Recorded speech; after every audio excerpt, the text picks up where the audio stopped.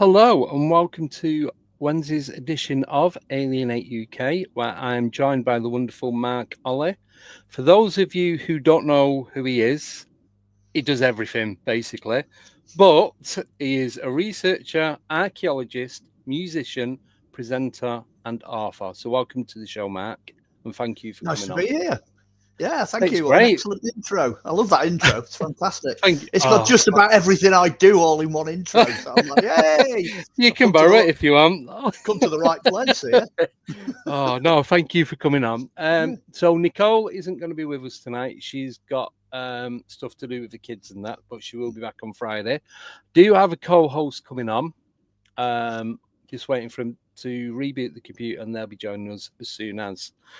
So, Mark, where do we want to start? Your call. We were saying this, weren't we? I know, yeah. At the beginning, it's like, it's like falling into a vast, chasm. I suppose the best place to start would be archaeology and history, because that theme runs through everything. Okay, so if it's a haunted house, it's archaeology. If it's a crashed UFO, it's archaeology. If it's whatever you want to go for. If it's TV, it's archaeology. If it's books, it's archaeology. That's the common denominator. So as a place to start, as an archaeologist, I've covered quite a bit of ground. So maybe dive in there somewhere. You had some great questions before we went live. Yeah. So, well, should we start with the last thing that we spoke about then? Yeah. Okay. About the book. Yes. I suppose I should do that anyway, because the publisher's always on me back to say, plug the books, plug the books, sell. Do it now. Get it out of the way right at the beginning, then he can't shout at me. The most popular one of recent times has been the Polychronicon of Merlin, Joseph and Arthur. And that's available on Amazon, as indeed are the other 8 books, because there are another 8 books on there. There's Crystal Skulls and Human Heads, that looks at DNA and previous races of human beings. Europe's Roswell, 40 Years Since Impact, that's a UFO archaeological and scientific investigation. Then you've got Revealing the Green Man, you've got Life and Times, The Real Robin Hood, Disappearing Ninth Legion, and then there's 3 regional books called Celtic Warrington and Other Mysteries, which I did quite a long time ago, but that's where the Lost Treasures TV series came from. So all of those 9 books are available out there on Amazon. Go and find them. All ready for Christmas. Well, the one you were asking about was the King Arthur one. Yes, because like I said to you, there's a couple of people in the chat that I've spoke to about this, and I'm just learning. Sounds stupid, this, but I'm just learning about the truth of Wales and what's going on. Yeah, not the big things. No, not the big normally fish things that flash them out and get you out. No, the country Wales is that was like pretty much the origin of Britain, wasn't it, really? Well, that's what it's become. If you have a look at what's broadly called the Celtic lands, if you have a look at, basically you had Cornwall, but that's gone now, Ireland, Wales, Scotland, perhaps the Isle of Man, those countries are where the Celts, the Britons, went when the Romans occupied the middle bit, which is basically what we now call England. So, that's where all the original, races and people from here ended up. Unless you throw in the Vikings, in which case they get dotted all around the outside of the mainland. But yes, it's essentially the oldest British race, from Pryden, Britain, is in Wales, I would say. Yeah. So how did your research into this start? I started making movies many years ago. Somebody got me, I think it was my dad bought me a movie camera, 1974 Christmas. I think it was 73 or 74. One of the first movies I made, so back in 1977, I did a movie based on King Arthur. And the idea was that 4 incidents out of the life of Arthur make the central theme of this. It's a time traveling movie. So then I had to dive into the Arthur stories to get those incidents. And I started, that's when it started, 1977. And then just over the years, like, some old blokes have a sports car in the garage and every now and again they'll go and tinker on it. Well, I've been doing that for the best part of 45 years, tinkering with this book. It got serious in the 1990s because I did The Keys to Avalon and Pendragon, The Search for the Real Arthur, with Scott Lloyd and Steve Blake, and that was published on Element. 1999 and 2002, I think those books came out. I was quite involved in that because they were very much doing the Welsh Arthur without realising that Wales came all the way across to the Pennines. So when you start looking at Wales when Arthur was around, you've got to include Herefordshire, Shropshire, Cheshire, the Mersey Valley, Lancashire, and parts of Derbyshire, because that was how far they were across at that point at the end of the Roman era. So they came to me for those bits, and then that bounced back the other way. And I'm thinking, well, I've got tons of material here, absolutely loads of stuff that needs to go into print. And that's where it ended up. So that's kind of how I got involved with it. Yeah. So how did you find out then about all the different King Arthurs? Because as we were saying, I heard there was 2, and he's like, is it 9 or 7 or whatever? Well, I've got at least 7, and I actually found another one the other day. Reading Josephus, and there's an Arthur in that, and that's somewhere around about like 60, 70 AD. So it's a bit like, when David Beckham was a famous footballer, and there was like loads of kids all called David, because he was an outstanding superstar, sport or whatever. Well, the same thing happened with the name Arthur. There was a number of like Romans over a period of time. The real key to it, though, is if the name isn't specifically Arthur, so if it's Arknu or Arthwis or whatever, just because it's got Arthur at the beginning, then it's a different person. You really have got to stick to that name Arthur like glue. And there are only 7 of those, and that's it. That's all you've got. And it always seems to be translated as Arthur, and it always appears in Latin as Artorius. So those are your only options. Anybody else is a different bloke, Right. See, that's so interesting, because obviously like growing up, it's like Merlin and King Arthur and the Sword in the Stone, Excalibur and the Lady of the Lake and all that. And it is one of the, because I was born in the 70s, so I grew up on all that kind of stuff. Yeah. So it's always been one of them things. It's like, is it real? Is it not real? Do you know what I mean? Because a lot of it's hard to work out, like, get the truth from the fiction. Well, there's a big block, a massive block of medieval stuff. And the medieval stuff derives from earlier stuff. And what you've got to do to get at the truth is get past that medieval stuff, because a lot of that is nonsense, made up, invented politics and that. Hello, we have a hi, Mark joining us. Hi. This is Bridget Barclay. Mark Olly. Sorry, late. Sorry, I'm so sorry. I'm at technical issues at my end. It's all right. It's cool. It's cool. It isn't, girls. It's the bloody internet and congressional hearings. That's soaking up everything right now. So I'll just put a little black cross next to your name, Bridget. Don't worry about it. Hey, it's not a job interview, is it? Come on. Hey, you never know. You never know. Yeah, well, hello, welcome. And thank you for having me on. Thank you, Andy. Thank you for coming on. Late minute, gave me like half an hour warning. B, do you want to come on? It's like, okay. Yeah, pretty much. Yeah, but it's all good. So, so Matt's at the moment talking about archaeology, and his latest book, I can't pronounce it.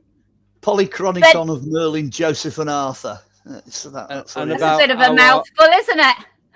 Just a little bit. Well, the reason we called it the Polychronicon is that somebody in medieval times used that title, but nobody's used it since. And if you imagine, there's 300 or 400 books on Arthur coming out worldwide. Yeah, you wanted something that stood out. Something that nobody else had touched with. And no one could spell. That's it. Yeah, spell. That's it. Or pronounce. Yeah, exactly. That's the one. Well, so you're an author of how many books? 9 in all on Amazon, and I've got another 3 on the way. Oh God! One for each. You've got one for each Arthur. Oh, That yeah, works well. Yeah. There you go. Yeah. All right. Okay. Wow. Well, I used to live down in Tavistock, and that was the birthplace of Sir Francis Drake. And I used to look after the ladies' horses there. The Toops owned Crowndale's at Crowndale Farm, and the old ruins were there. And it was absolutely just wonderful. So that was his birthplace. So to the left of her house, you could just see these mounds. There was various things that were found. A lot of archaeologists did want to go onto the site, and Time Team wanted to, but she didn't want anyone on the site whatsoever. But over the years, some beautiful things had been found, and when whoever found them, that used to work on her grounds, used to put it by her front door. Well, it was her back door, but she cast it as her front door. And there was this one beautiful stonework, which would have been an old window that, before the glass. And it was just, heavy as anything. Like probably rolling something out of, Stonehenge by the door. But it was just went into work that day to do the horses, and there was this beautiful piece. And you just thought, oh my God, just got found. So, historically, it would be amazing for someone to go back there to Crowndale, or to get to go on there now. You're welcome to pass my number on any time. Yeah. Okay. Cool. Well, it would be quite an exclusive, because you can see it as you drive down the road to the tip. You can see the old house with the old apple orchards, and you can see the building, some of the old buildings behind it where they pulled the bow and arrows and everything. It is a marvelous place, Crowndale and Tavistock. Yeah, marvelous. Yeah. Well, if there's nobody else doing any archaeology, I don't mind. Yeah, get them to give me a shout, and I'll go and have a look. Just turn up. There's a couple of hedges involved. We don't go door knocking.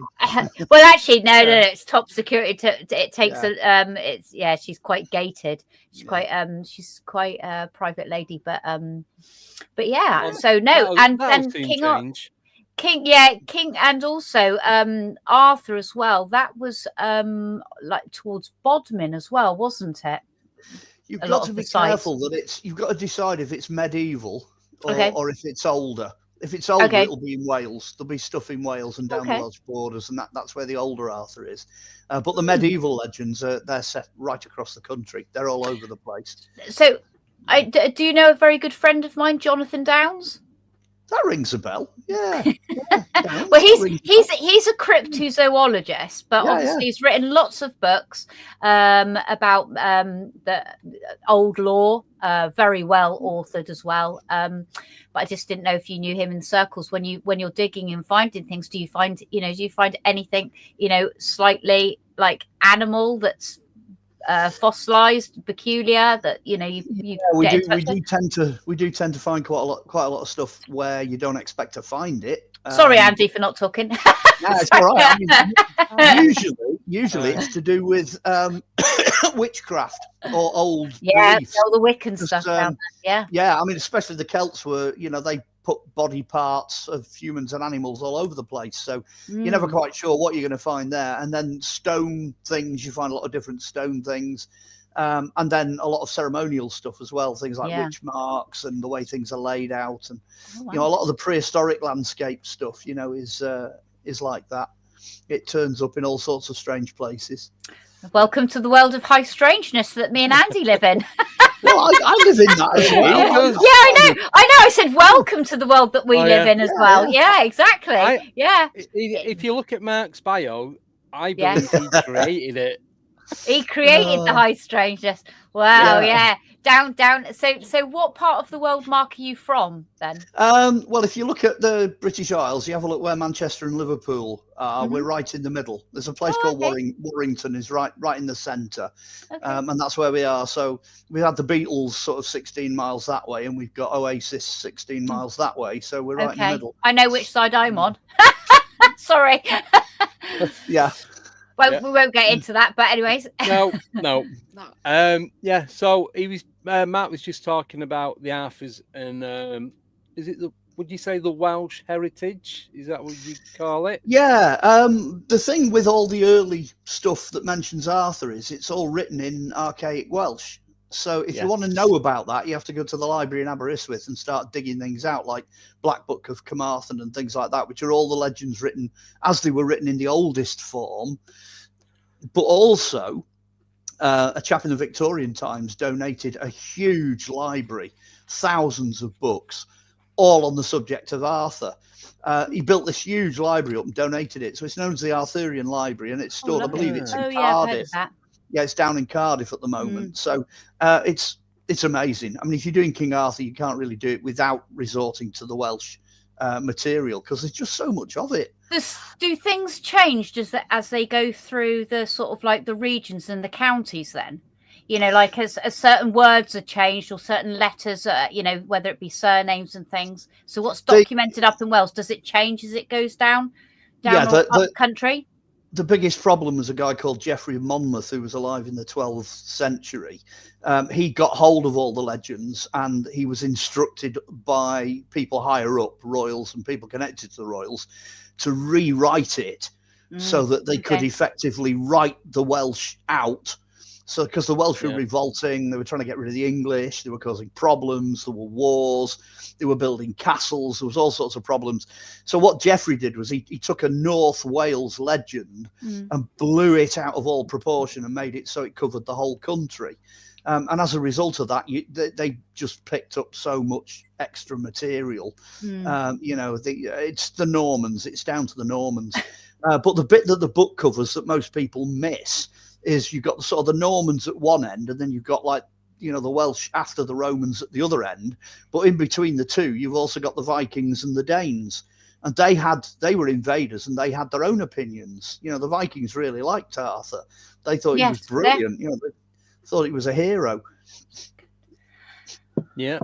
It's right. Just while we're talking about Vikings, Rendlesham, Sutton Hoo, have you been down there to the dig where they found the Viking ship? Right. Okay. There's two different things there. I've not been to Rendlesham, although I know quite a few of the people that were involved in that incident, military personnel and people.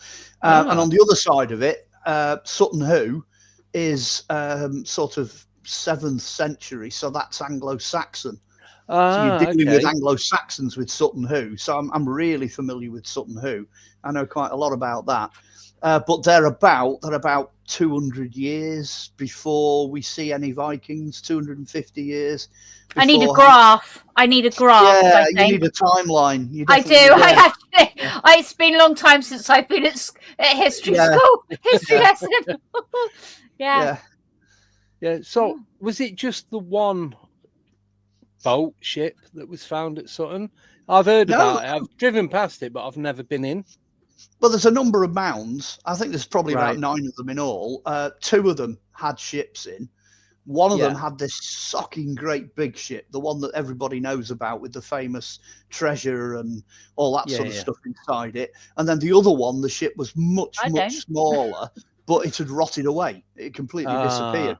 And the body that was in it and everything else that was in it. Out of interest, was it different wood then? Was it made of different wood, just out of interest? Well, everything that's made of wood rots. I know, but if some there had, you know, that well, there wasn't the big ship. There wasn't really any timber left of that either. Oh, okay. We actually interviewed. This is a fantastic story. When we did Lost Treasures, we went into Sutton Hoo in quite some detail, and we discovered that there were 2 little girls that were actually on site during the dig. One of those little girls had ended up in an old people's home in Chester, which is only 20 miles down the road from where we are here. So we went to interview her. She was in her 90s, so she was extremely old. And she had 2 things really important to show us. One was the fact that she had probably the only piece of wood to come off the ship. and 2 of the ship nails, because she'd been given them by the owners of the site. And the other thing was, she was there when they excavated the body of Redwald, but the body, the skeleton, was what they call a sand ghost. And she told this wonderful story how before the lunchtime, the lunch break, they excavated this sand ghost so you could see the shape of the skeleton. But she said by the time they came back after lunch, it had turned to powder. She actually watched that body just go boof and disappear. It was just every hair on your body stood on end, because she Isn't was that amazing that at her age that it meant so much to her. That was probably the biggest thing that ever happened to her in her life. After you know, nothing followed that, right? Well, but nobody had chased her up. Nobody had bothered to get hold of this piece of timber and analyze it. God. That was way back. I think it was 2007 when we did that. She's now passed away. So I don't know where she's gone or what. She's put her piece of history down though and given you more information, which is remarkable. And that's what you want as a researcher and an author, isn't it? Yeah. She put it on camera. It was absolutely fantastic. Oh, wow. What a magical moment. You know, we had loads of moments like that during filming the TV. Was it easy? Like, Go on. Sorry. No, I was going to say. Go on, ladies first. Go on. I was just going to say, it's just like the whistleblowers, isn't it? In many ways, you know, for us, you know, that, you know, we need people on camera to be able to say something right at the last minute. Yeah.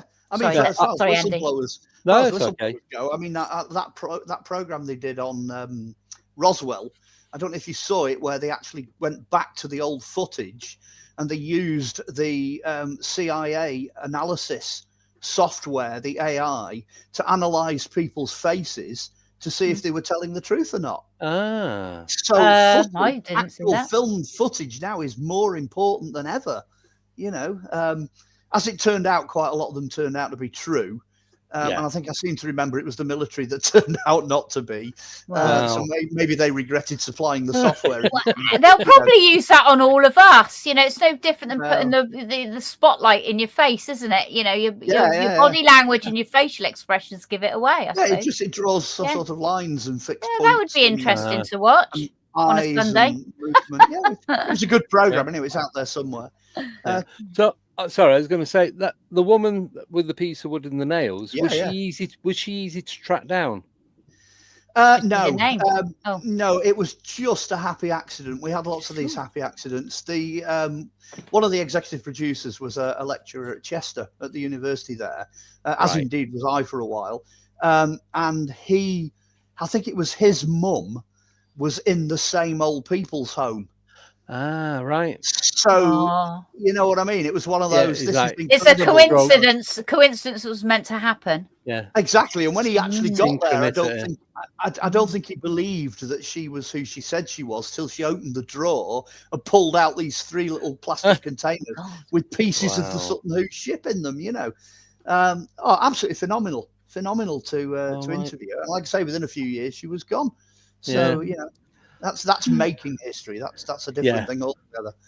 Yeah, that is pretty awesome, isn't it? Really. Oh yeah. So you touched on Rendlesham, because I've been down there a few times. We've walked around and we've seen things and we've had stuff go on there. So what's your take on it? Wow. That's $100 million question. Obviously, you know, there's 2 schools of thought. There's one school of thought that says it's the lighthouse. And you know you can see it coming through the trees and this, that, and the other. Do the people still say that? Do they? Oh, I don't know. But having spoken to them, someday, military personnel and what have you, it's not a helicopter, it's not a search plane, it's not a lighthouse, it's not a meteorite, it's not the moon. Something was in that woods. There's no doubt about it. I think over 3 days. Where they've actually reconstructed the spaceship and that sort of thing, I think something along those lines happened. The reason I say that is I was called in to investigate a UFO crash in Wales, Llanillar, just outside Aberystwyth, mainly because they wanted to do archaeology to see if there were any fragments, but there wasn't. That just proved to be a distraction. But the chap who'd actually been down there and done the crash retrieval, the guy from the UFO, the local UFO spotters club or whatever, went down there, a guy called Gary Rowe, and he actually took a team and he got pieces of the crashed UFO. He'd ended up with six fragments. So my job then as an archaeologist is, what the hell is this? Can we find out more? Can we do something about it? So I made a documentary back in 2008 called Europe's Roswell. That's out on YouTube. You can go and watch that. Yeah, and then, certainly will. Well, the publisher I've got now, he contacted me and he said, well, that was done for 25 years because it crashed in 1983.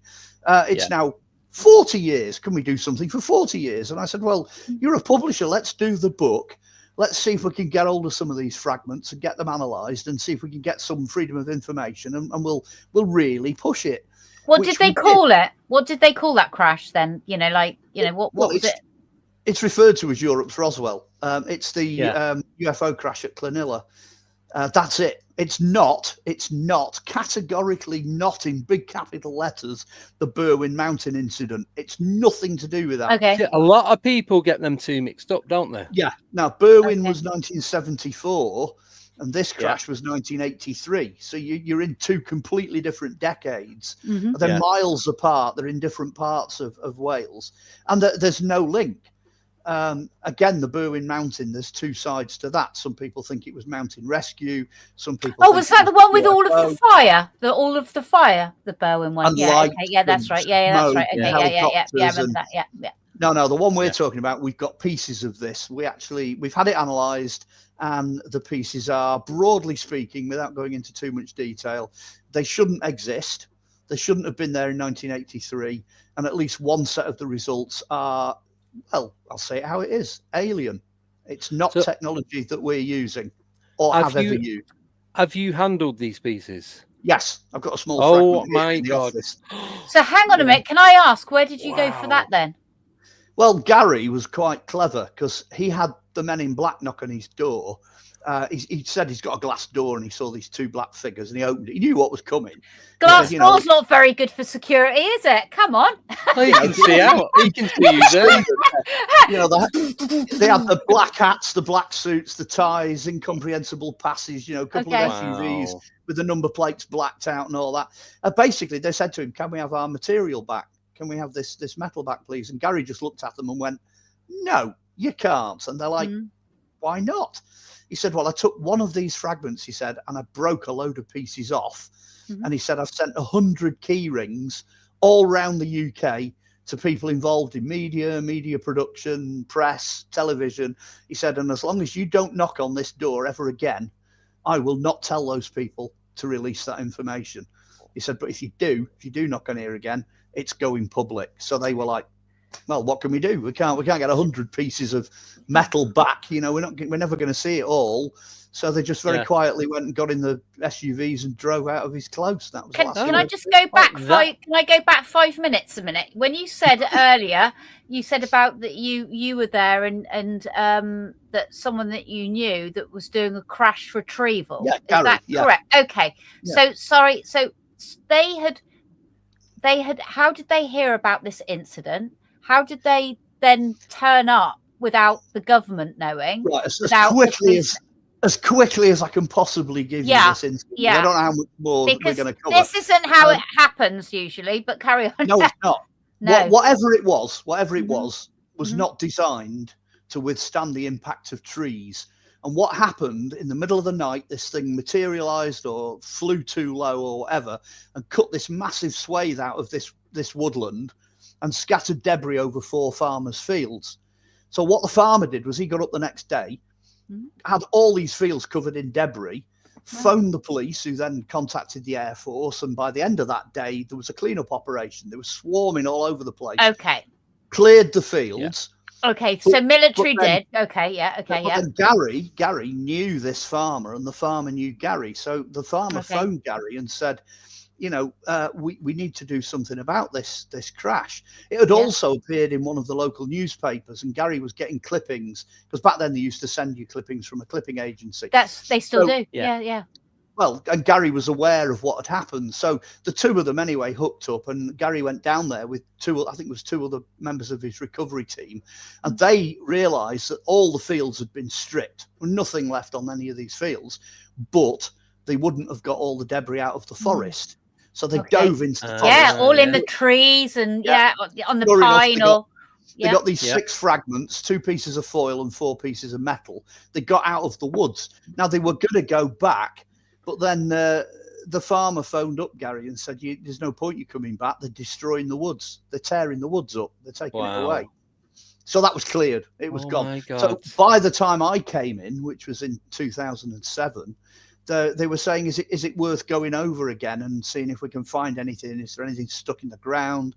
You know, there was no craft. There was no vehicle of any kind, no drone, no plane, no UFO, nothing. That had flown away. You'd have trees, right, stood up, right? Yeah. So let's say back then, if something sliced through a tree as it's coming down, it would have made an indentation. That tree would have grown now, so you could look up and you could probably see things, unless they cut the trees down. That's it. Yeah, they ripped them out. Yeah, trees are gone.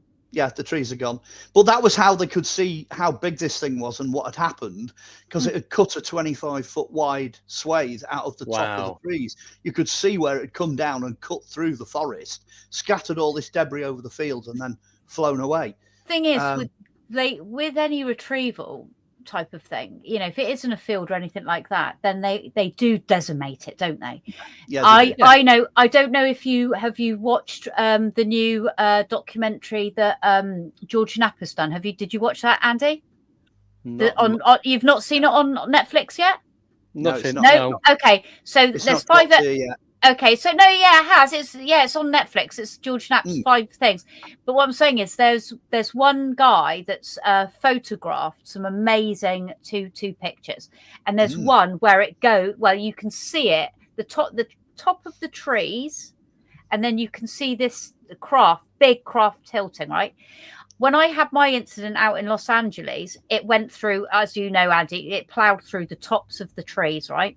A year later, I got my cousin to go back and I got him to photograph the trees. You can see a distinct, it was a different season, but you can see a distinct difference within the trees, right? Of markings. Like, I'm not saying it's bad. I mean, I still got those photographs now, but I just find it really getting a bit excited about this now, but the fact that they really want to take everything away, don't they? Oh yeah. And afterwards, when I went back for the road trip, they totally changed the whole area, and that's right where I had the craft. That's the thing. They go in the road work and everything. Yeah. They strip everything out of it to do with it, because if there's any little radiation. Well, it's not just that. If there's any bit of evidence, they've got it. Yeah. If they take 20 trees and get some. It doesn't matter to them. They've got what they want. Yeah. It's interesting in this case though, because we've got evidence. We've still got the fragments. Yeah. We managed to get it analysed. The freedom of information in things we put out, we did 5 of them. They were interesting as well, because we did the police and the Air Force and MOD, or anything that was within striking distance of the crash site we did. And then we just got 4 no's, and then we got this one absolutely amazing one back. Central Records Office at Kew down in London. Yeah. And I could almost imagine the fella sat there going, how can I tell them without telling them? So they sent this freedom of information thing.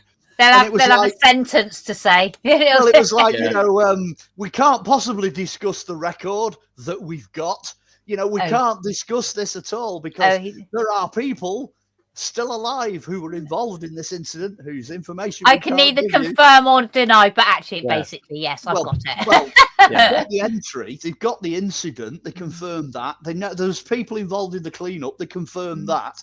So by the time you finish, they've not actually told you anything, but they've told you everything. Yes, they told us everything, and so it just made the whole thing worthwhile. They've told you what they can't tell you, and by doing exactly, we've got this information, and this is what we're not allowed to tell you. And we'll tell you without telling you. So thumbs up to the guys in London. I've got two questions for you. Yeah, fire away. First one, so the Men in Black that's showing up at at Gary's? Yeah. Were they government officials? Were the ETs? Were the well, Gary said that they were normal, very much human. They were definitely, and the thing was the cleanup operation as well. The farmer said that you had police. He said you had Air Force, you had police in shiny uniform. He said you had Air Force in fairly high-ranking uniform, and then you had these blokes in suits, and they were ordering everybody else around. So hierarchy. Exactly. So the men in black are there. They're, you know, they are the top of the top. They know what's going on. So do you think then, with you saying that when in the world of paranormal, whether it's UFOs, cryptids and that, when you talk about that's who they are. They are the MIB.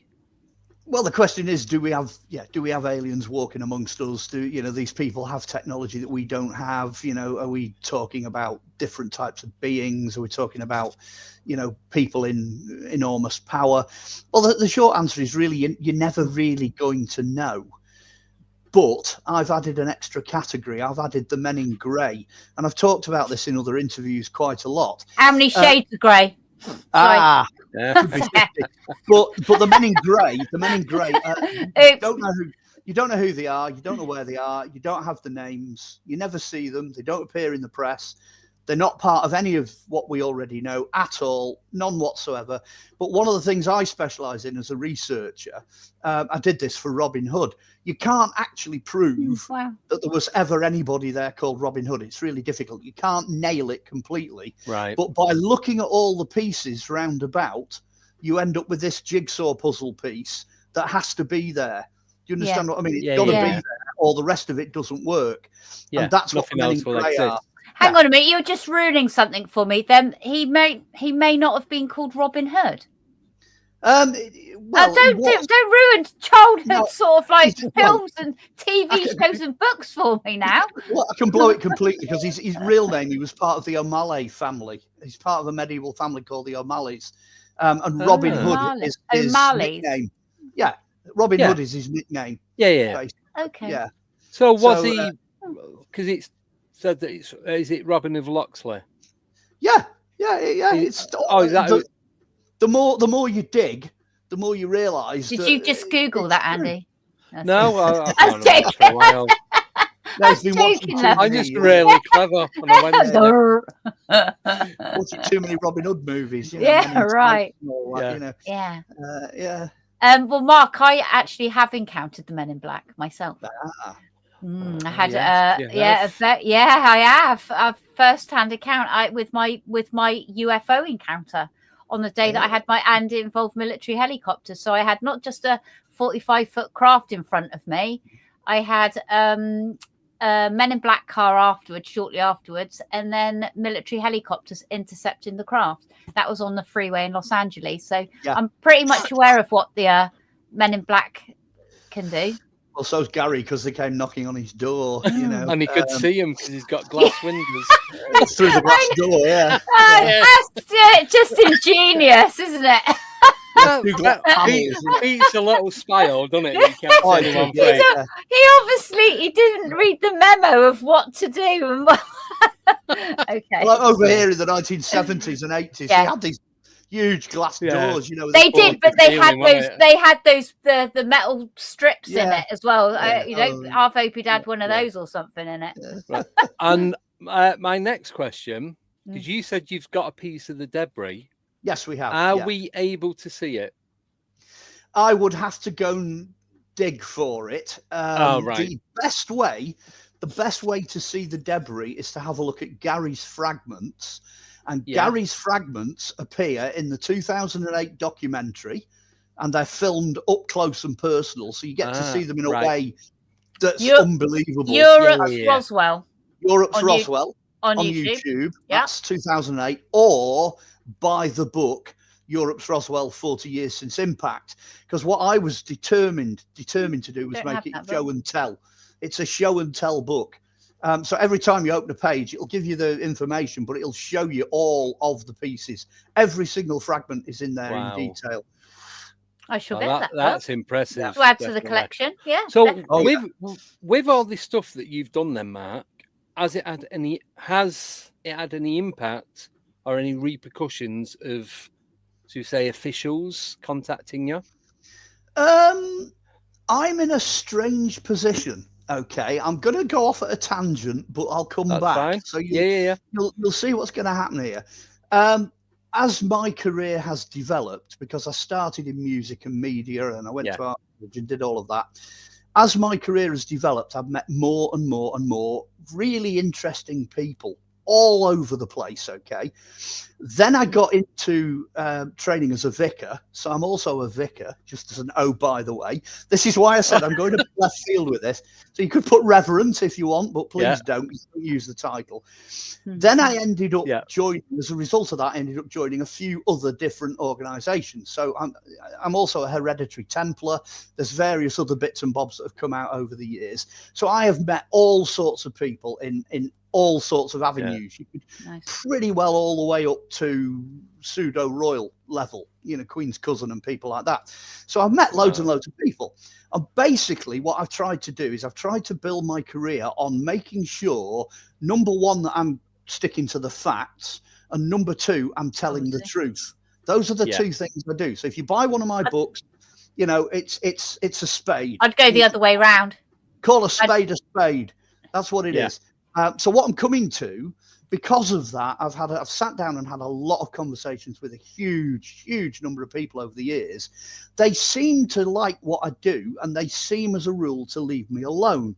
So if I put something out, because let's face it, what I've done is I've blown the gaff completely on a piece of metal that should not exist, that even at the very best was experimental back in 1983. At the very worst, it's alien. It doesn't actually belong here at all whatsoever. And I've just blown the lid off that completely.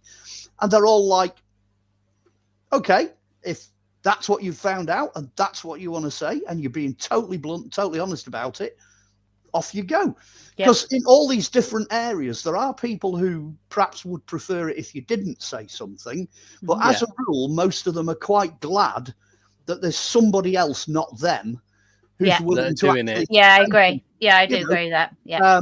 And so that I've sort of built a career out of doing that, you know, and I'm still here, you know, I've just entered my, was it 6th decade, 60s? Yeah, I'm in my 60s now. So nobody's took me out for any reason, you know, anything like that. So, well, it's like, sorry, I was just going to say, it's like with people keep putting in the chat about disclosure, and I'm going to get to that towards the end, but it's like we're doing the disclosure for them. They're not having to do all this scripting and get people up and the whistle. Oh, they only have to watch these podcasts to see. And it's like put them out, and then it's left down to the viewers or the listeners to believe whatever they want to believe. It's their own I mean, I did a huge number of podcasts when the book first came out. So that's like last year. I did 70 podcasts or whatever, and on most of those podcasts, I was saying, somebody somewhere needs to tell us the truth, because the cat's out of the bag.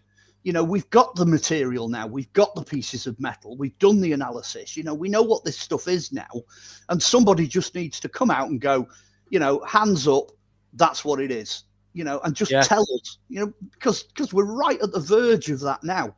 The door's wide open for them to just come out now and just say, yeah, this is what it is. We got so close to disclosure, especially in the United States, you know, in the months this year, earlier months of this year. Well, right now it's live. It's live right now, and I have to say, from watching it just prior to being here, it's actually really good. Excellent. No, there's some really good things being said. Good. It's about it's a lot better than last year so far. My thing with this is how much of it is scripted.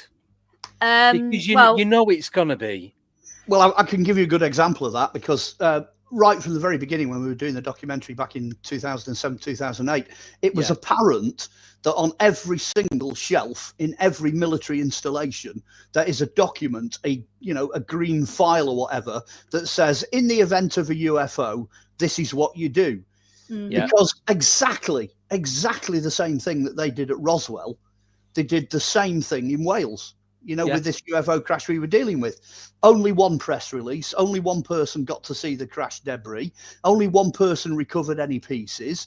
The documentary we did in 2008 vanished without trace. Nobody even heard that we actually did it. It was just covered up, disappeared. You know, so there's a playbook. They're working to a specific But you made the playbook. Documentary, though, didn't you? Yeah, it was out. It was released. It's on Reality Films. It's an American company. It was released as a DVD. Then it went on to Amazon, and then on to Amazon Prime. So eventually we got it out. Okay. But the total number of interviews and press coverage and, you know, podcasts that it generated was 0. Okay. Oh my. So thankfully we have the internet now, so everyone go and watch Europe Roswell on YouTube. yeah, watch the hell out of it and go and buy the book as well. Go and buy the book. I am going to buy the book. I am going to buy the book. Happy. Have you got it, Andy? No, but I'm going to get the one that I can't pronounce. Have you got it on your Christmas list, Andy? So I wrote down there. Hey. Oh my God! In bloody small. If I don't write it down, in script. As soon as we end this, don't worry about it. Don't worry about it, mate. We've all got We've all got Hey, they're all here. They're all stuck on everywhere. Well, if you want to know what the books are, then on my Facebook page, they're the top banner. I put the banner up with them all on, so all 9 books are up there now. So if you send me a friend request on Facebook, I'll accept you, and they're all there. You can I don't think we are. I did have a quick look. We're not all. Hang on, Andy. I did say we're not all. We're not Facebook friends. I don't think. Well, you can send me a friend request. We'll be able to see it anyway because my Facebook page is open. A lady should not send a friend book request. Why not? No, I know. Why ever not? Andy, there's all of mine, love. Oh, look at that! Hey, it's like playing tarot cards or a deck of cards, which it is. It is like that, and then all the rest are on the wall. But go on, okay. Another question for you, Mark. Go on. Talking about UFOs, what's your take on their origin, or is there more than one? So are they outer space, different planets, or earthbound? Well, I'm going to do it to you again here, because if you want to find out, the best thing to do is get hold of the book I've written called Crystal Skulls and Human Heads. What I do in that book is I go all the way back in time to have a look at other species of human beings that have existed in the past. Now, everyone's kind of scratching their heads going, hey, you know, Homo erectus, Homo sapiens, that's us, you know, that's all there's ever been. That's just not true. When I wrote the book, there were 9 other species. You had, Denisovans, Neanderthals, you had all these others. I believe now they're up to about 27 or 28 different species. Wow. But one of those species are the giant stretched heads that you find that the Paracas have, you know, these enormous craniums that they've got. Yeah. That actually is genetic. It's nothing to do with stretch heads. They're born that way. Now, my argument is very simple, very, very, very simple in the book. These guys that existed in the past had the capacity to have a 3.5 times larger brain than Einstein or Tesla. So you imagine you're dealing with this massive supercomputer, okay? Yeah. Now, there's not just one of these guys. They're all over planet Earth. They're all over the planet. They also have always existed. They've always been around. They're in the fossil record. Mm-hmm. My argument is that it's actually those guys that we're seeing who are the greys. Now, the reason I'm saying that is because they have these heads, but at the end of the day, they still physically resemble us, you know, 2 eyes, 1 head, 2 arms, 2 legs, all that. And they're getting out of something that's super technology. So to answer your question, I don't think they're coming from the future. I don't think they're coming from another planet. I think they've always been here. Am I on the right show? Sorry. What you're dealing with are time travelers. Thank you. Who have cracked the problem of time and space. So for them, that's all right. You're my friend. Time does not exist. Doesn't exist. So they're coming from the distant past. So they're not affecting their future. They're not doing anything that's going to cause a paradox. And what they're here to do is they're here to find out where we're at, what's happening. Hence the abductions, you know, cows disappearing, wildlife vanishing, nature disappearing. Mm-hmm. They're looking at the planet now to see where it's ended up, basically. But that's what they are. I think they're another version of us genetically, and that they are somehow breaking the dimensional rules. They're breaking the time and space rules. And that's where they're coming from. And the reason I say that is that actually that theory ticks every box. You can put them elsewhere, and you can, in time, have them in the future. You can have them on another planet and this, that, and the other. But that just doesn't work. It doesn't match all the evidence that we have available. However, if they've sorted out the problem of time, if Einstein proves to be correct, then that's what they're doing. They're bouncing around in time and space. Yeah. So would that mean then that obviously, like time travel, they're not going into the future or into the past.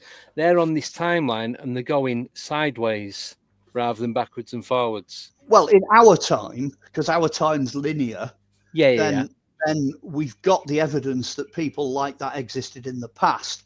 Because as far as I'm aware, the last Paracas, who were the last people with these enormous naturally formed heads, only died out about 400 years ago. 400 or 500 years ago. You might run across them in the jungles of South America, because off the record, the Mayans are still doing it. They're still stretching skulls. They still do cranial deformation. It's totally illegal, completely against the law down there, but you can't police 5.5 million Mayans. You can't keep your eye on that lot. So there could be out there some guy with an enormous head that can prove me right. But I'm not likely to meet him anytime soon, or her anytime soon. Can I say something? Certainly. So thank you, Donna. So back to the George Knapp program, right? So I've just looked it up. It's called Investigation Alien, the 6 episodes. So I purged on them yesterday or the day before, I can't remember. But in regards to the skulls, you've got a lot of the anthropologists and various walks of life that are looking at various skulls and the different skulls that we've had and what we've found that are very unusual. They were saying that if they have these guys that make skulls as we progress, right, to see what we're going to progress further into, let's say 100 years, 200, 300 years, how we've evolved in our skulls, right? And if we go far in the future, our skulls would look like a grey being. I have seen grey beings, but you know, like the typical like oversized sort of grey skulls that you see, right? Years in the future, they would look like that. Because our eye sockets would be bigger, and weirdly, Andy, they would be at an angle as well. They would be changed as well because of obviously our cranial. Yeah, go up. Yeah, and then you say something quick. No, I was just going to say the light that I've got behind me. So it's actually. Oh yeah. Sorry, right. So that was really interesting in it as well. That they sort of projected that, but I will say, I would say from my point of view, they are definitely time travelers from our past, present, and our future. Well, of course, obviously. So that there's a great book called Time Travelers from the future, and I can't remember who the lady is. She's actually, I've got a really bad back still, so I can only swivel on that, but I can't see it, but it's behind me somewhere, or it's over there. But definitely from our past, present, and there's another fabulous book out there as well. It's called Weird Time, and I wrote the foreword to that, so you could go and find that as well if you want. I suppose that's book number 10, but yeah, I did the foreword to that one. What if time traveling fell into the wrong hands? Well, I don't know if they would fall into the wrong hands. I think at the end of the day, I think, you know, we all have free will, and I do believe that it'll be placed in front of the right people. And if it's placed in front of the wrong people, it doesn't make any difference, because in many ways we need some wrong things in life to be able to create something much better, don't we? Well, we could do. Can I start a war? I love starting. Go on. Yeah, I'm going to join. Don't know what side I'm going to join, but you're over this. What happens if there's no such thing as evolution? Well, I thought about this quite a lot. Yeah, it's all bullshit. Yeah, everything decays. Everything decays and dies. You know, there was 27 species back then, and now there's only one. But and it's like, you know, there was 36,400 species in the fossil record, and now there's only 18,500. So everything is dying. Nothing is advancing. Anything that does change genetically, because we've now got DNA and genetics, anything that changes needs a catalyst to do that. It doesn't happen in nature. But we're also finding things for the first time as well. So, you know, when something dies off, we're also being gifted with something else that we found underneath the sea. I'm a bit of a pessimist when it comes to the human race, I'm afraid. Discover it, kill it. Yeah. But my thing is, right, so if evolution was a thing, you evolve to become greater than the previous.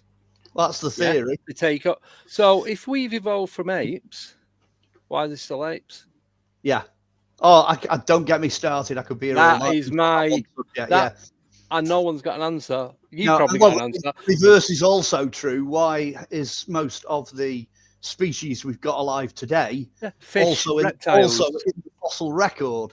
Yeah, fish, reptiles, ferns, ivy, amphibians, coelacanth, all this sort of stuff. Why are we still digging stuff out of the ice that's, you can still eat it because it's that fresh?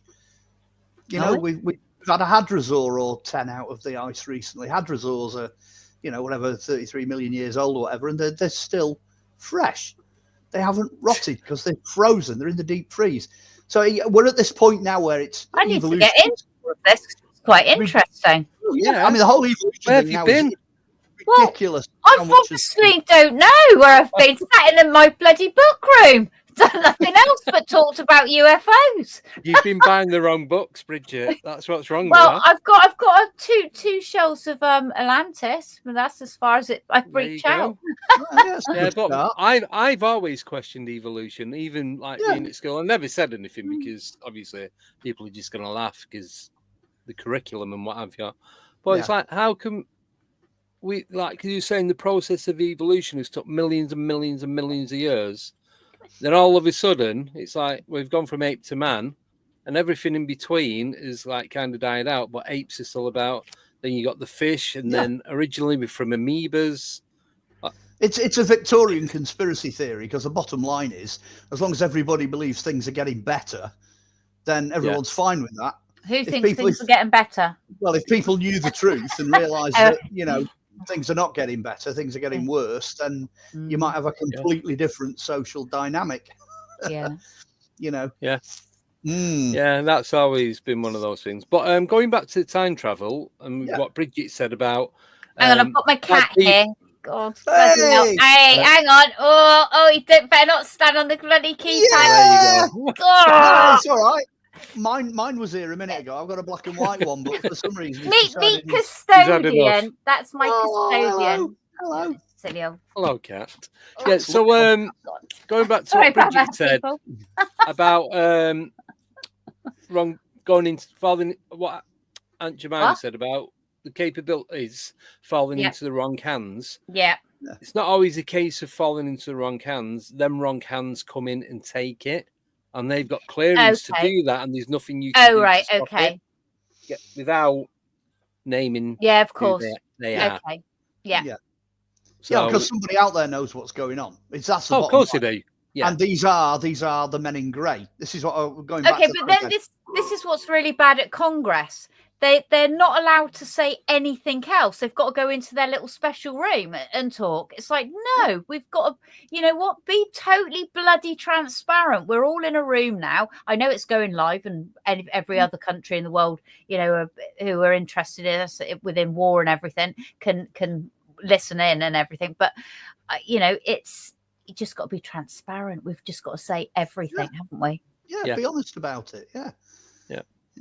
I mean, it certainly affects everybody. I think now, when you start to look at it statistically, something like 1 in 3 people has had some kind of UFO experience. Or paranormal experience. Well, if you put that in, it's probably higher again. It might be 50%, 1 in 2 maybe. So everybody out there is aware. Whether they're aware of what it is and, why it's happening and whatever, that's a different story. But I think most people are quite prepared to accept that now. Yeah. Do you think it's more accepting now? Obviously, you just said that, but do you think it's more accepting now than it was like back in the 70s and 80s? Oh, yeah, absolutely. Less ridicule. Yeah. The other problem we had back then was the fact that everything had a box. Yeah. So if you were a Ghostbuster, that's what you did. You just did ghosts. If you're a cryptozoologist, all you ever did was that. That was it. If you did UFOs, that was it. That's all you ever did. And what's happening now, hopefully, certainly in the last 10 years, people are talking to each other and going, well, hang on a minute, I'm sure that Bigfoot came through a portal. Isn't that what you're supposed to? That I agree. But I still think you have the specifically the cryptozoology, the paranormal, experts. But yes, I do believe that conferences are bringing people together people are as talking well. to each other. All different types of conferences. Yeah. That's definitely the way forward. Yeah, but I think it's better to, like you said, to cover everything, because without sounding crappy, sticking to one subject to get boring after a while. Well, it depends on what subject you pick. Well, it's so complex, isn't it? That's why. No, I think I'm just easily distracted more than anything else. Oh, right, okay. But do you know what? But I like to know a little bit about everything. Yeah. Right. Do you know what I mean? And then and then you've got the link to all these different things, and it creates a pattern. And it's like following that pattern and finding stuff out. And even if you don't find out what the exact links are, you can see the links and how it comes around full circle and what have you. I like that aspect to it. Yeah. Well, I'm the same. I mean, the number of times I've done, pure archaeology. I mean, a lot of archaeologists, this is the first time we did the first episode of Lost Treasures, was the first time anyone had actually used a dowsing bob on television in the UK. Nobody had ever done it before. So I just went out and did it because it's what I do. I dowse. So I used a dowsing bob on camera. And then all of a sudden, dowsing bob? It's one of those strings with a thing on the end of it. Like a pendulum. Yeah, pendulum. Okay, pendulum. Okay, sorry. Yeah, I know pendulum, and I know dowsing rods, but I didn't know what dowsing. Okay, that's the bobbies. They call it a bob. So okay. So I did it, and then all of a sudden, all these hardcore archaeologists came out of the woodwork saying, "Oh, I do that. I dowse with my feet. I dowse with my hands. I visualize. And by the time you finished, I think it was about 80% of archaeologists are up to something that officially they're not supposed to be up to. You know what I mean? Yeah. And the more with the television program, the more people were going, "Oh, well, I was on this dig in this building, and then all of a sudden, in the middle of the night, this happened." Well, they must have things happen to them. Yeah. How interesting. When I was doing that filming at Cannock at the weekend, I was doing some dowsing. I've had the dowsing rods for a while. I've got the pendulums and that, and I'm just really getting into it. Like having you weren't on your kayak at the same time as well, were you? I did think about it. I should have took it, wasn't I? And I was getting into it, and I was chatting to one of the guys there, and he was saying he used to work for one of the water companies. Yeah. And when they go out, he said he was shown how to dowse to look for water. Definitely. He used to do groundwork, so he said rather than like having to drill and go through the water pipe, they was using dowsing rods to find where the water was, and every single time would pinpoint it to the exact absolutely spot. It's a big conductor, isn't it? Totally. And but it's always it's good to know for survival purposes. It's good to know. But I was at a stream at Cannock, and I was doing some dowsing. It was more for like B-roll, but I thought I'll try it, and I was doing the questions in my head, and it's like, and then because I've got the ones that sit in sleeves, so you twist your hands, they don't move that much. And it took a while to get into it, but once it picked up and was like, you could feel the energy, it was going and pointing to, and it's like, and every time I use them and it does something, because I did it at Rendlesham as well, where the lemon juicer is, and that got some good results there as well. It was absolutely spot on. I just stand there laughing to myself because I can't get my head round how good and how accurate dowsing actually is compared to all the modern technology with the digital recorders, K2 meters, and all that kind of stuff. Back to basics. I strip back and all that. I'll take a K2 meter with me and a digital record. I'll take them, but very rarely use them. Straight away, dowsing rods. Well, at the same time as we had Time Team over here that used things like geospheres and metal detectors and all this and the other aerial, photographs and all that sort of stuff. At the same time as that, I was running an archaeology group, and it ran for 12 years. And in 12 years, we had 3 dowsers, full-time dowsers, as part of the team. And in 12 years, we never missed a target. Time Team were missing targets all the time. They never found what they were looking for in half the episodes, but we never missed. We just never missed. 100% record. So absolutely, it works. Of course, it works. Yeah. So because I know you do a lot of dowsing. That's one thing I did do. How did you start doing that? Did that just become part of with you doing the archaeology digs, or was it? Well, for me, It started as a feeling, literally. I mean, I started digging in holes when I was sort of 8, 9, 10 years old with my dad as a digger, and you get a feel. You get a feel for the history. You get a feel for the sites you're on and what you're looking for. And what I used to do was I would body dowse. I would dowse through my feet, which is almost like a kind of psychometry, a type of visualization. So I'd walk into a field and I'd know straight away whether I was on a blank or whether there was something there, and very often where the something was. So it got to the point where I'd mess about with rods and dowsing bobs and all kinds of other things, but I can use them all, but I just didn't. You know, I could walk onto a site and I would get a real, very strong feeling. Are you doing this for what was there? Are you doing this barefoot? No.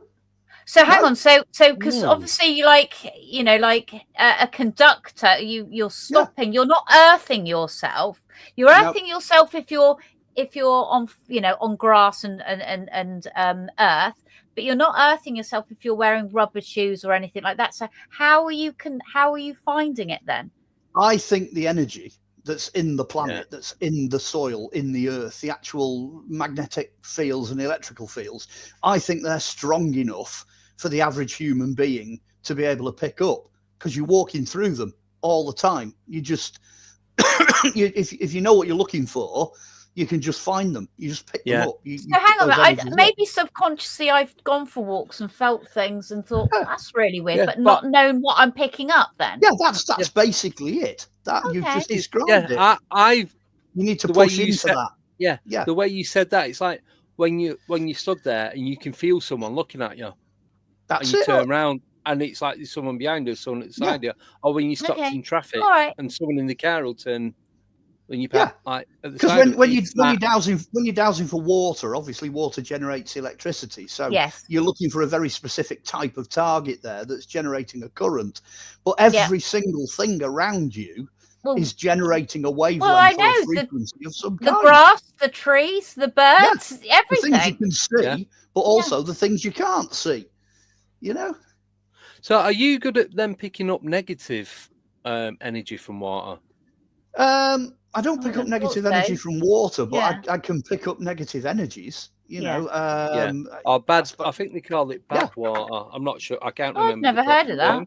No, I've not heard of that either. I can walk into a building and tell you what's in the building, you know, and whether they're good things or bad things. You know, you can tell the difference. Yeah, I've done that, and I've had to turn around and walk straight back out again. Yeah, you just know when you're not supposed to be there. Walk out back hissing. Learned those lessons 20 years ago. Thank you very much. That's it. Yeah. You pick that up fairly quickly. If you switched on, you learn that fairly quickly. Definitely. Right, love and light. Yeah, we've got some questions for you. So where I'll let it go from Og, the moderator, Elaine. So she's asking, Mark, with everything you've done, which do you like doing the most and why? Okay, that's really easy to answer. I like digging for stuff and looking for stuff because the chase is better than the catch. So for me, an archaeologist and as a historian and as a researcher, etc., I love, you know, like Sherlock Holmes, piecing all the bits together and then getting to the end of it and hitting a resolution of some kind. And when there's an actual discovery at the end of it, that's the icing on the cake, you know. That's just wonderful. So by whatever means, you know, getting to the bottom of something like that, that's what powers me. That's what keeps me going. Right. So I've got a question then, and I try and ask this to all the guests. So with knowing everything that you know now, with all the research and everything you've done from day one, right, and up to present day, would you like to know what all this is about, the phenomena, the connections, the links? But once you find out everything, there's nothing else to research. It's like aliens, ghosts, spirits. That's a great UFOs. Question. You find everything out. And then there's two answers to that actually. One of them is, will we ever reach the point where we know absolutely everything? So the answer is, well, you know, I suppose if I could hypothetically, I think I'd die and move on to the next thing. So there's your answer. You know, when this ends, the next one begins. So, yeah, you know, I don't think you get to a point where, hypothetically, I could know everything about everything and it still wouldn't be the end.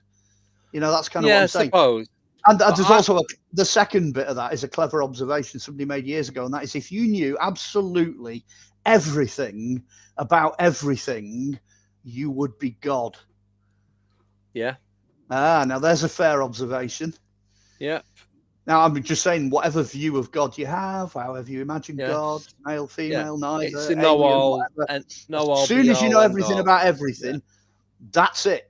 You know, you are the most mighty. How free would you feel, though? I'd be bored. Would you? Yeah, I'd be bored. Yeah, no. See, this is like the Partridge Family. This is where we're all different, isn't it? Right? No, because I'd feel trapped. No, you know everything. Weight would be lifted. You would feel free. You would you could.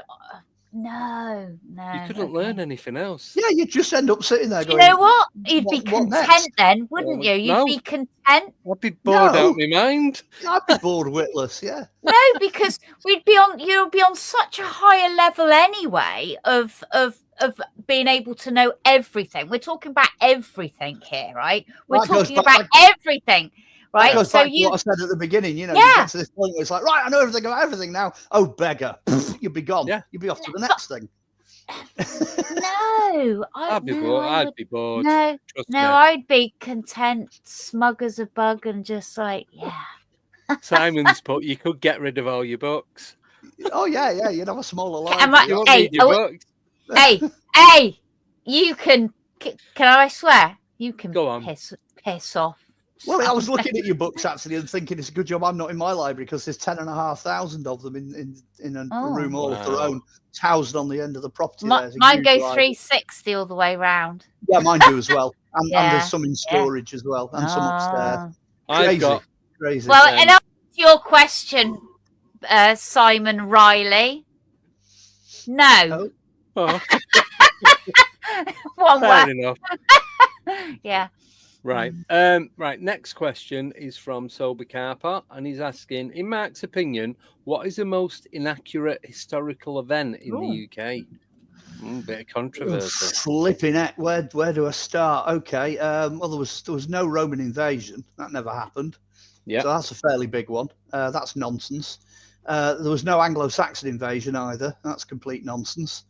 I'm trying to think what else. The idea that Vikings, came and slaughtered and just, conquered, that isn't strictly true either.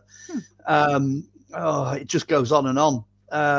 History is the version of events written by the winners. So, when you start to look at it, you begin to realize none of it is really exactly as it appears to be. Also, I struggle with this as a writer. When you're trying to communicate something from history, you've got to do it in terms that people understand. So, like saying that there was no Roman invasion, I could spend a whole night just justifying that one statement, but then everyone would have to scutter off and do the research to prove me right. It's there's no end. There's no end to that. Can I say something? I forgot something that's next to me. I've got like this. Oh, just for the Americans. Just for the Americans. We never went to the moon. That was one of my questions. Oh, don't start that with last week's bloody what was going on. No, I was going to ask you that, but I was hoping that you'd come back on and just talk about that. Yeah, right. Yeah. Okay, file that one away. Okay, that's a prequel. That's a prequel for the next one. Mark, I just have to show you this, right? Because it was right next to me on my desk, and I always keep it because it's really nice. I used to have a really big allotment, had polytunnels, little caravan on it. Absolutely loved it. Kids loved growing up on it.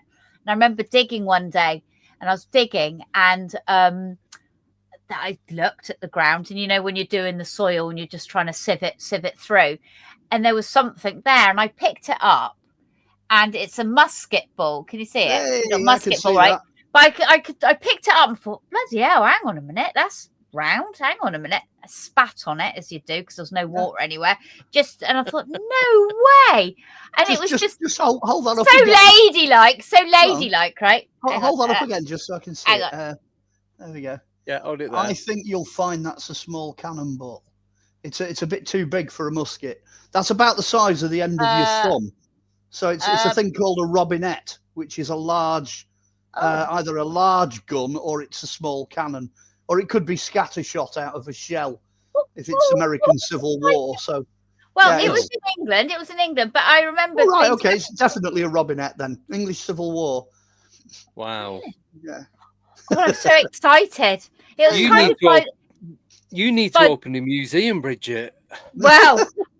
Well, I'm not even. Yeah. Oh, yeah. That's that table. This part of the table is a podcast in itself. Actually, what I've got there. My entire house looks like that, but never mind. That's another story. Yeah. So, what did you call it? What, a robin one? What did you call it? It's called a robinette. A robinette is a small cannon that was used to fire iron and copper balls. That's got to work. If that hits you on the cheek, Mike. It'll go straight the eye. through you. Or the eye. Go straight through you. It's heavy.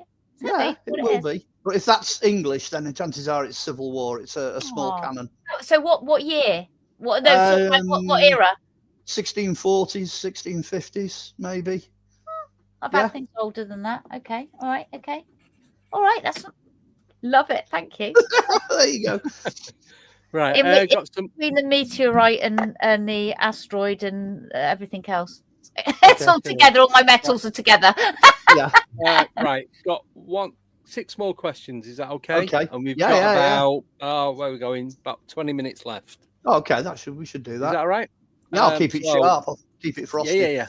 Cool. Right. From Fred Flintstone. Hi, Matt. What do you think about cryptids? Generalization.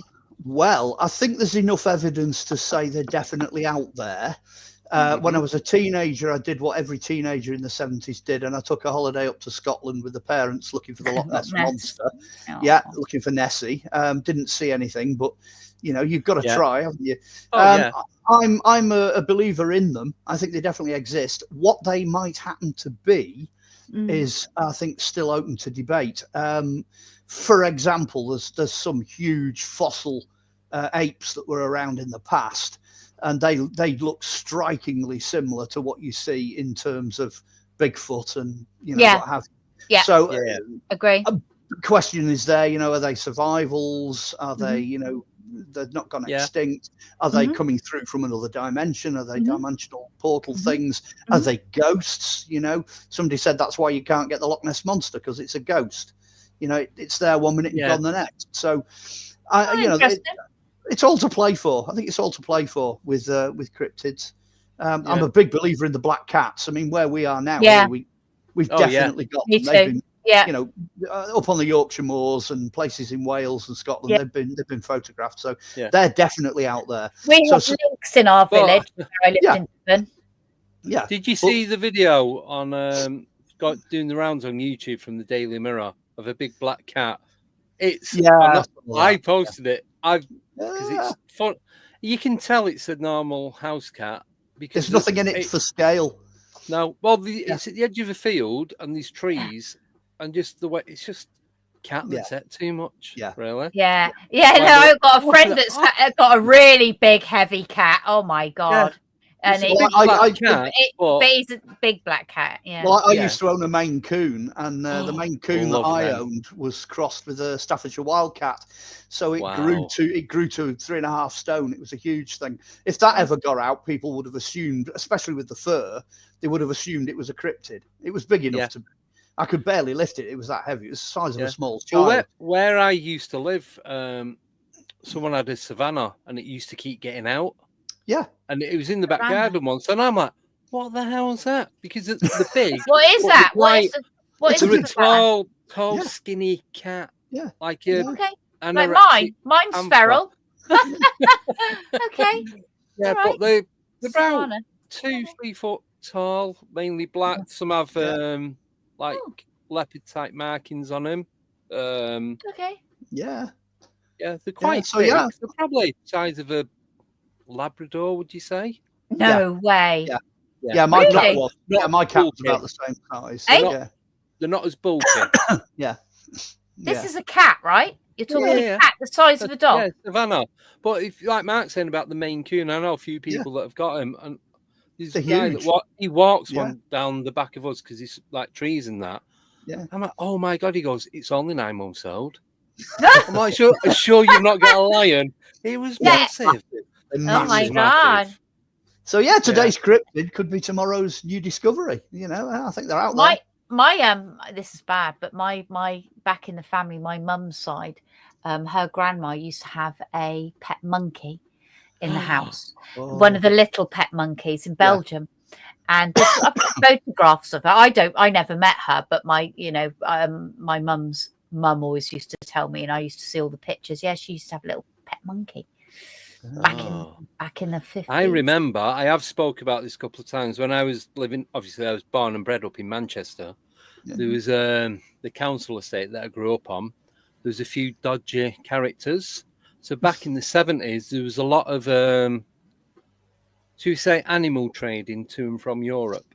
And we were sat in a garden with some of my mates, and his dad come in and goes, I'll play with these for a bit, and brought in 4 black wolf cubs. Oh, yeah. No. Oh, yes. I worked at an entertainment agency, and the Canadian guy that owned that brought a puppy back with him from Siberia because he worked for the petrochemical company in Siberia. And when he brought this thing back, obviously it's tiny, it's a puppy, and it looks like an Alsatian. By the time it finished, it was a full-size timber wolf, female. Huge, wow. These were like pure black. Yeah, well, that was the office dog. So I grew up with this office dog that was capable of dragging you out down the room if it wanted to. It was huge, well, we was only about 7 or 8, and they're there chewing on your hands. You could feel the difference between that and a pup dog. It was like his paws were bigger than my head. Oh, that's the giveaway. The size of the paws is the giveaway. It's like, Christ, how big's this going to grow? Even back then, so a lot of dodgy people about in Manchester back then. That's only down the road. Yeah. Right. Next question is, I'll do these 2 questions first, and I'm going to come back to 2 of them. Okay. So this is from Ross Gilbert. So he's back to UFOs. If they're from aliens, ETs, if they're from the future and some are helping us, isn't that changing their past history? Well, the short answer is yes. That's the paradox. That's the problem, you see. If they're time travelers and they're going backwards in their time, they could alter something and make themselves disappear. That's a known paradox. You can destroy yourself by going backwards. Hence the fact I'm arguing that they're coming from the distant past. So what they're doing in their time frame is they're going forward. So they can't actually change anything. Do you see what I mean? It rules that paradox out. So yeah, absolutely. Absolutely correct. No, thank you for that. And next one is from Daryl Stanley. If some things come here from space, what gives anyone the right to hide it? Because it's not theirs, is it? That's an interesting observation. That's what they're saying at Congress right now. Okay. But it also hangs on the. This is where the rabbit hole gets deeper. It hangs on whether or not anything can get at us from space. Because you've got to get in through the Van Allen belts. There are 2 of them. And there's a huge amount of debris up there. So if you try and fly in, if you physically try to fly in, you're just going to get torn to ribbons. Okay, but we've got a lot of different aspects. You've got the government where they'll fly in, but you've got also them communicating with experiencers. They're not flying in either. All the, quote, space is not outer space, it's inner space. They're in the gap, they're in the upper atmosphere between the Van Allen belts. Nobody gets out because you can't. Because in the Van Allen belt, the shortest gap is like 25 The Van Halen belt. Yeah. Oh, now I love Eddie Van Halen. There's nothing wrong with that. No. Van Allen. Is it Van Allen? It's the German guy, wasn't it, that discovered it? So when the shortest gap is 25 miles and the biggest gap is something like 250,000 miles or something. I can't remember the exact, like the depth of it. Yeah, but it's all there. I mean, I've got NASA data that quite clearly shows all of the fragments that are trapped around the planet. There's I think it's about 480 million fragments or whatever. So if you wanted to get anything in or out of that, you'd be like shooting a tin can through 1 million shotgun blasts. You just get torn to ribbons. You can't get anything physically out or back in through it. So somebody somewhere is not being completely honest about that aspect. if you see what I mean. Moon landings. And Antarctica, all of it. Yeah. Hang on a minute. Let's go around the world. That's what they're really trying to hide. Because Elon is not going to Mars anytime soon. That is not going to happen. So it's things like that they're trying to keep a secret, keep a lid on. But Michael, I'm telling you the plot. We've gone on to the next thing. I watched a video of the moon buggy. Yeah. The one on Mars. Yeah. And it's something Rover. Like, is it the island of Dover or something? Yeah, it's in the middle of nowhere. It's just island. Like a little deserted island, and there's comparing images of the Mars rover and images of this. Yeah. Exact same cutout in the landscape. Yeah. And right down to the rocks. Everything is the same. Yeah, that's where it is. It's not on Mars at all. It's never left the planet. Hence the fact you get like rodents appearing, and bits of weird with the mouths flying around on the ISS. Don't even. I have not got a clue what you're on about, but I'm just gonna nod. Yeah, join us for the moon one, and you'll find out. Okay. All right. Okay. Yeah. I was going to say something else about the moon one, but I'm going to save it for the next one. Yeah. Right. So next question. Oh, this is from Darren, baby with a laser. He's asking, Mark, can you tell us about the UFO you saw? Okay. It's in the book.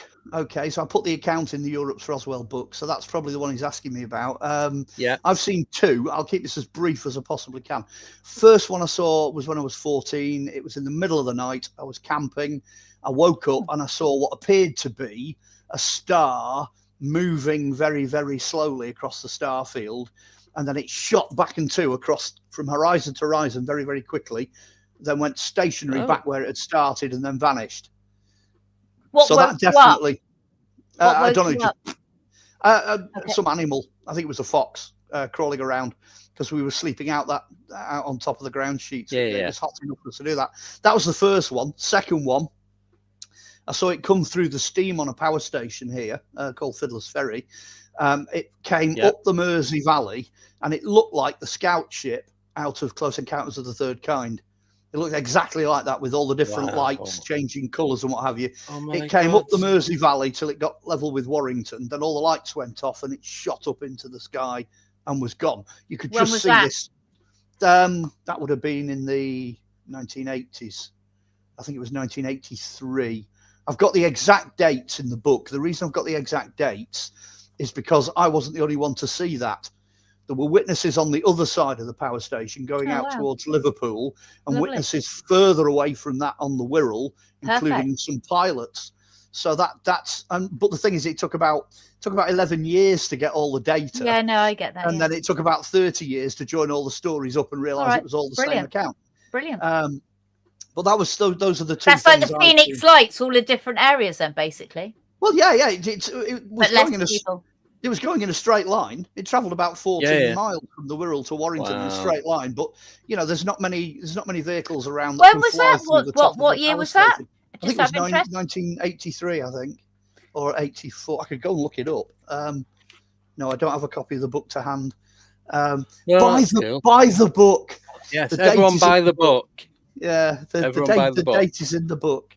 But I've got a thing. So back in 1997, I remember the day because I was taking my youngest lad who was going Chester Zoo, and it was the first time we took him. So driving up the 56 and came on the rail, I think it was Key 103 or whatever it was back in the day. And the news came on saying that people have witnessed a metal object coming out of the sky and landing in the water at Ellesmere Port. Do you ever recall anything like that? It was around, I'd say it was like June, July time. I remember it was summer. That particular incident specifically, I don't remember, but the incident that I saw began in the area of Ellesmere Port. Yeah. So have you been to the local library, Andy, and looked it up? No, because that was the only so on the local radio, like around the Northwest, the news was every hour. It probably is everywhere else. Okay. And it came on, say it come on at 11 o'clock as we're driving up to Chester Zoo, and then nothing. Yeah. Every other news, like driving. He had a habit of doing that. Just dropping an article Yeah. Nothing whatsoever. Nothing in the evening news. Nothing on Granada Reports. Nothing on like Northwest Tonight or anything like that. So I'm like, so you could have been a spring. Was it a UFO? What was it? You could play detective. You sort of like go back to the date kind of when it was, go back to the radio station. You could look back to who was employed at that time there. You know, who did that sort of like daily segment, who did the news at that time. You know, can be looked up, just sort of like trace back, right? I know because that was the only because it's not FM. I mean, you could only pick up your local radio station then, that or like BBC Radio 1 and whatever, but you'd listen to your local ones, and it just came on that once, and there's nothing in any of the papers. You just get the journal as well, nothing in that. So I just wondered if you'd heard anything with it not being that one. near to where you are. I mean, a lot of the research up here was. Why don't you go on the local radio station then and ask? Put it out there to the local radio station, Andy. Could do. Come on. Yeah. I'll look into it. Do it. If they've got time, I'll do it. Be a good troublemaker like me. Yeah, I'll say Bridget said. Yeah, that's it. Yeah. Hey, don't take any advice. Don't take any advice from someone that's been arrested at Area 51, please. There you go. Add to the resume. Thank you very much. There you go. Right. So last two quickly because we have gone over the time. Okay. This again from Sober. We've got someone in Canada. Mark is one clever guy. Ask him to show you his crystal skull. Oh, that's in the other room as well. I've got a storeroom with all this stuff in, but if I unplug and disappear, you're going to lose time. Yeah, I've got an actual Aztec. I've got an Aztec crystal skull, a real one. Excellent. So if we ever do crystal skulls in human heads, we'll just do it at the moon landings and say this is what we found on the moon. The next interview is going to be from that room. Okay, well, the thing to do is write these things down and then ask me to go and get them when we're in the bit at the beginning before the titles. I'll send you a list and I'll show you my UFO. Hey! That's heavy. That is. That's solid. Well, it's not solid a really silver. Nice one. That is a bit. That's I can't see it. It's vintage. That one's vintage. Can I show you this? Like a 1950s one. Oh, here we go. Look, here we go. This is the alien. Yeah. Oh, so it is. Look at that. I'll try and get. Is it? On the cat there. Nicely done. Yeah, there you go. That's nicely done. Yeah. Yeah, the only thing like that I've got, which is a movie prop, I've got one of the little gold idols out of the first Indiana Jones movie. You know, where he swaps the bag for the gold idol. I've got a little one of those. The guy down the road has the Jeep. The guy down the road has the original Jeep from Indiana Jones. Wow. German fantastic. Jeep. Yeah, right. Fantastic. Yeah, right. That was like, I know that. Yeah, it's crazy. Right. And last question for all of us from Drew Banker. What does Fred the panel Flintstone. think about the UFO hearing from today? I think it's good so far, but carry on. I'm just hoping that there's disclosure. That's my answer. Listened to any of it. I'm going to listen to it when I get in bed and stick it on the headphones. Yeah, I think people have got to bear in mind we're on slightly different times here as well. Is that Drew coming to say hello to you? Is he? Sorry?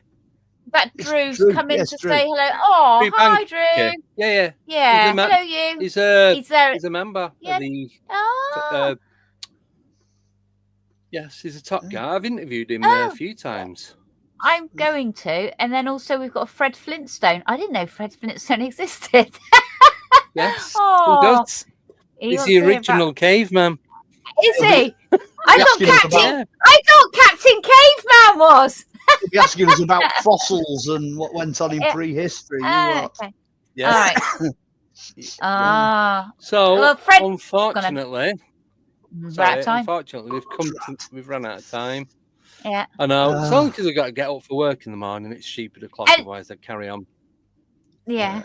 And this is me sort of like doing a guest visit to you on like 20 minutes notice. Beep, what are you doing? I've just finished the podcast. Can you get on the show? And then everything broke. Well, it's all good. Had to reboot. Thank you, Bridget, for coming on. You're welcome, Smitty. Yeah, you're Nice welcome. to meet you. Nice to meet you, Andy. Mark. Yeah. Yep. I'm sure. Yeah, we've met before. no, I don't know why I said that. Forget I said that. Edit that bit out. Yeah, right. No, nice to meet you, Mark. never. Nice to meet you. I know that. I know. Nice to meet you, Mark. Thank you, Mark, so much for coming on and sharing all them different accounts and stories and everything. Get the ball rolling.